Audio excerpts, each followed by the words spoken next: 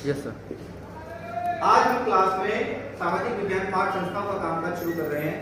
इस पाठ के आधार पर आज हम उन संस्थाओं के बारे में जानेंगे जो हमारे देश की शासन व्यवस्था को चला रही है। ठीक है बच्चों, तो आज जो है इस पाठ में हम संस्थाओं के बारे में जानेंगे। जैसे मैंने आपको बताया, तो हमारे देश में जो संस्थाएं हैं, अगर हम बात करते हैं संस्थाओं की, तो हमारे देश में जो संस्थाएं हैं वो 3 तरह की संस्थाएं जो है काम कर रही है। एक है विधायिका,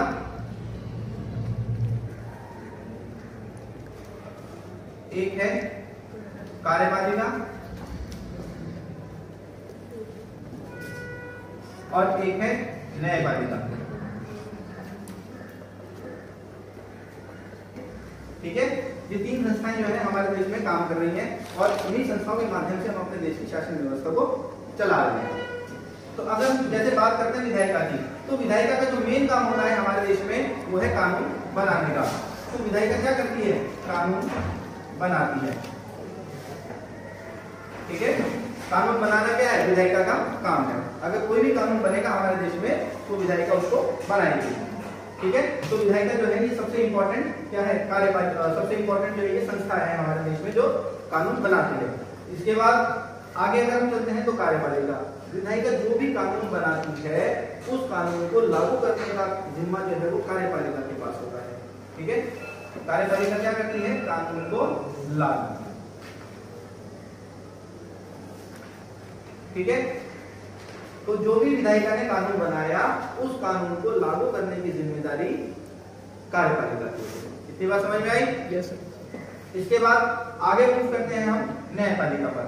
न्यायपालिका का मतलब अगर हम बोलते हैं न्यायपालिका क्या है? न्यायपालिका आप बच्चों को पता होगा कि हमारे कोर्ट में न्याय देने की जो व्यवस्था है वो सुप्रीम कोर्ट, हाई कोर्ट और लोअर कोर्ट के पास है। तो जितनी भी अदालतें हैं हम उन्हें न्यायपालिका बोलते हैं। तो न्यायपालिका का काम होता है कानून की रक्षा करना, कानून का संरक्षण, उसको बचाना। ठीक है, तो इस तरीके से ये संस्थाएं मिलकर आपस में काम करती हैं। इन संस्थाओं में कोऑर्डिनेशन होता है और ये संस्थाएं देश की शासन व्यवस्था को चलाती हैं। एक कानून बनाती है, एक कानून को लागू करती है और एक कानून को प्रोटेक्ट करती है। इतनी बात समझ में आई? ठीक है, चलिए अब आगे चलते हैं। आगे जो है पहले हम विधायिका के बारे में बात करते हैं। तो अगर हम बात करते हैं विधायिका की, तो विधायिका जो है इसे हम अपने देश में क्या बोलते हैं? संसद।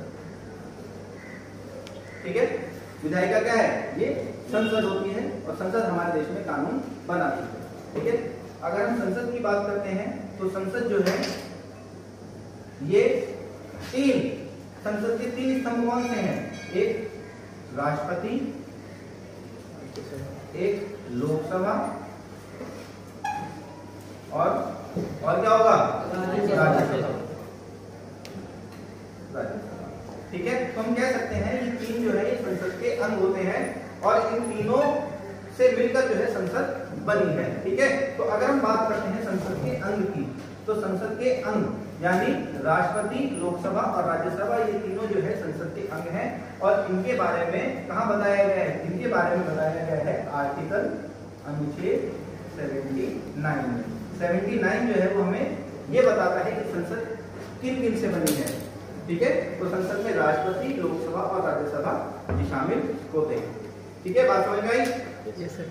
इसके बाद अगर हम बात करते हैं संसद के सदन की, कि संसद में कितने सदन होते हैं, तो अगर हम इसके सदन की बात करते हैं तो यहाँ पे 2 सदन है संसद के, एक लोकसभा और दूसरा राज्यसभा। ठीक है, तो ये लोकसभा और राज्यसभा ये क्या है? ये संसद के सदन होते हैं और ये दोनों मिलकर ही क्या करते हैं? कानून बनाते हैं। अगर लोकसभा कोई कानून बना रहा है तो वो राज्यसभा के पास जाएगा, राज्यसभा अगर उसे पास कर देती है तो वो राष्ट्रपति के पास जाएगा और राष्ट्रपति उस पर साइन कर देगा तो वो कानून बन जाएगा और पूरे भारत में लागू हो जाएगा। बात समझ में आई? तो कानून बनाने की जिम्मेदारी लोकसभा और राज्यसभा की है, लेकिन वो तब तक मान्य नहीं होगा जब तक राष्ट्रपति उस पर साइन नहीं करेगा। और जहां राष्ट्रपति उस पर साइन कर देंगे वो कानून बन जाएगा और वो कानून पूरे भारत में लागू करने की जिम्मेदारी किसकी होगी? फिर कार्यपालिका। बात समझ में आई? चलिए ठीक है, तो इतना बच्चों को समझ में आया। एक चीज मैं और बता देता हूँ आपको कि हमारे संविधान का एक आर्टिकल है अनुच्छेद 80। ठीक है, अनुच्छेद 80 जो है वो राज्यसभा के बारे में बताता है और एक आर्टिकल है अनुच्छेद 81, ये हमें लोकसभा के बारे में बताता है। ठीक है बच्चों। Yes sir. इसके बाद आगे हम मूव करते हैं कार्यपालिका पर।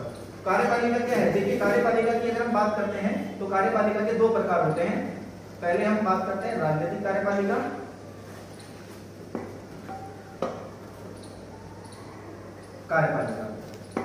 ठीक है। उसके बाद आगे हम बात करते हैं, ये होती है प्रशासनिक कार्यपालिका, ठीक है। अगर हम राजनीतिक कार्यपालिका की बात करते हैं तो राजनीतिक कार्यपालिका में वो कार्यपालिका शामिल होती है जिनका चुनाव 5 वर्ष के लिए होता है, ठीक है। तो राजनीतिक कार्यपालिका की अगर हम बात करते हैं तो इसमें कौन कौन शामिल है? इसमें जैसे राष्ट्रपति,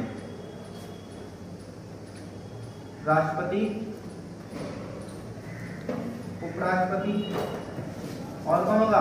प्रधानमंत्री। यस या नो? यस। प्रधानमंत्री,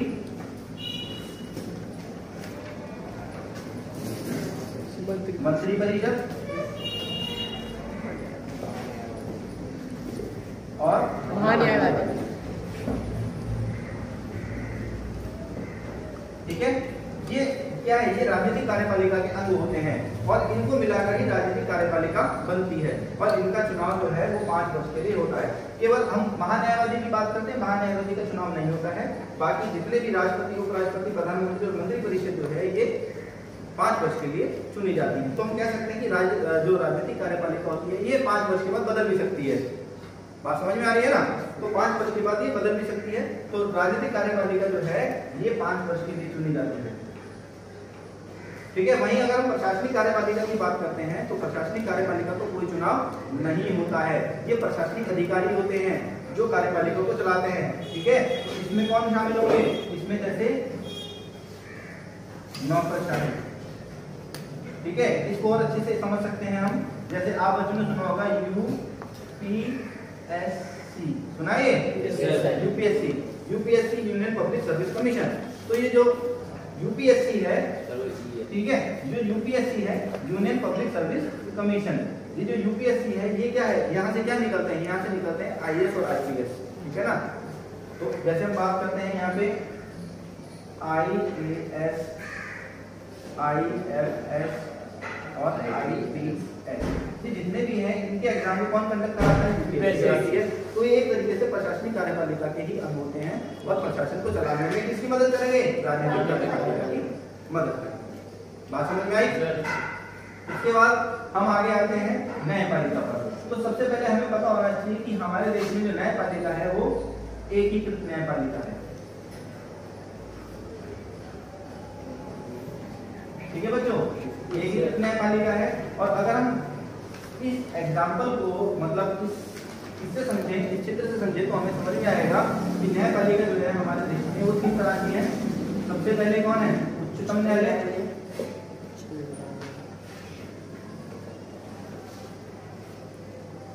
इसके बाद उच्च न्यायालय और इसके बाद अधीनस्थ न्यायालय,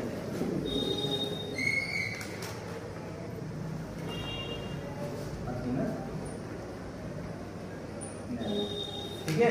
इस तरीके से हमारे देश में न्यायपालिका है। तो एकीकृत न्यायपालिका का मतलब ये हुआ कि कोई भी फैसला अगर सुप्रीम कोर्ट ने दिया उस फैसले को उच्च न्यायालय और अधीनस्थ न्यायालय को मानना पड़ेगा।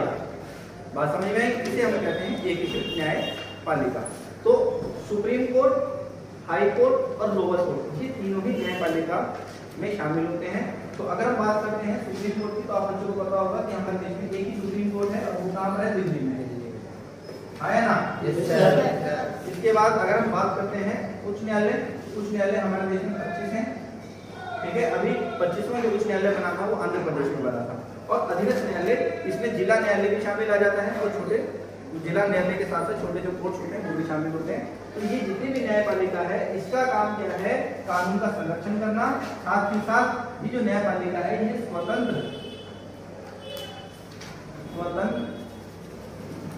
और निष्पक्ष होकर काम करती है। इस पर किसी तरह का कोई भी दबाव कार्यपालिका और विधायिका का नहीं होता है।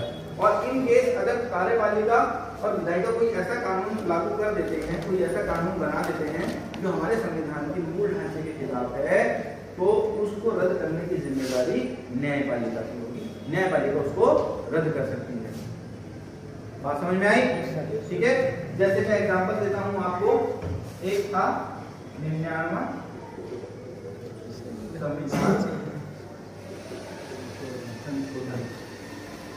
ठीक है, जो था नेशनल जुडिशरी अपॉइंटमेंट कमीशन।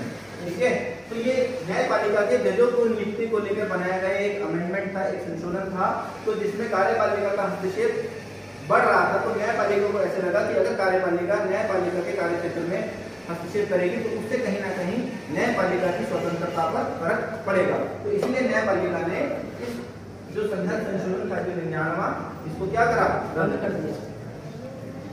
बात समझ में आई बेटा सब बच्चों को? ठीक है, तो इस तरीके से ये सारी चीजें हमारे देश में काम कर रही है। ठीक है, तो जैसे कि मैंने यहाँ बताया कार्यपालिका में राष्ट्रपति, उपराष्ट्रपति, प्रधानमंत्री, मंत्रिपरिषद और महान्यायवादी ये सारे मिलकर कार्यपालिका को चला रहे हैं, बनाते हैं। ठीक है, तो अगर जैसे मैं बात करता हूँ इनमें वास्तविक कार्यपालिका की अगर हम बात करते हैं तो ये क्या है? ये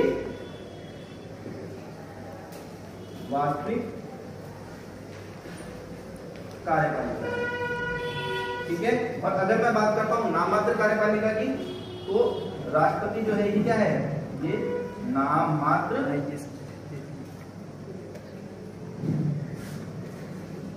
कार्यपालिका है। ठीक है बेटा, राष्ट्रपति अपनी मर्जी से कोई भी काम नहीं करेगा। राष्ट्रपति को सलाह देने के लिए प्रधानमंत्री और उसकी मंत्रिपरिषद है। बात समझ में आई? आर्टिकल 74 हमारे संविधान का अनुच्छेद 74 ये बताता है कि राष्ट्रपति जो है, राष्ट्रपति क्या लेगा? सलाह लेगा किससे? प्रधानमंत्री, पीएम, प्रधानमंत्री और उसकी मंत्री परिषद से। और अगर बिना इनकी सलाह के, बिना इनकी सलाह मशवरे के अगर राष्ट्रपति कोई भी काम करता है तो वो रद्द माना जाएगा।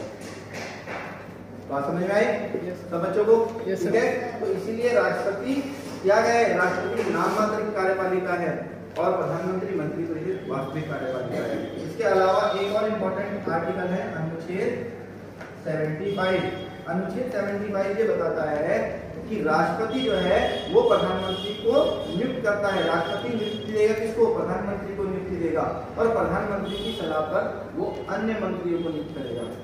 तो प्रधानमंत्री अपने खास आदमियों को ही मंत्रिपरिषद में शामिल करेगा। बात समझ में आ रही है? और जिन व्यक्तियों के नाम प्रधानमंत्री राष्ट्रपति को भेजेगा, राष्ट्रपति को उन्हें अपॉइंट करना पड़ेगा, उनको मंत्री पद की शपथ दिलानी पड़ेगी। राष्ट्रपति उनके नाम को खारिज नहीं कर सकता। बात समझ में आई? तो इसीलिए असली ताकत किसके पास है? असली ताकत प्रधानमंत्री और मंत्रिपरिषद के पास है। बात समझ में आई? ठीक है, तो इतना से बच्चे नोट कर लो फटाफट से।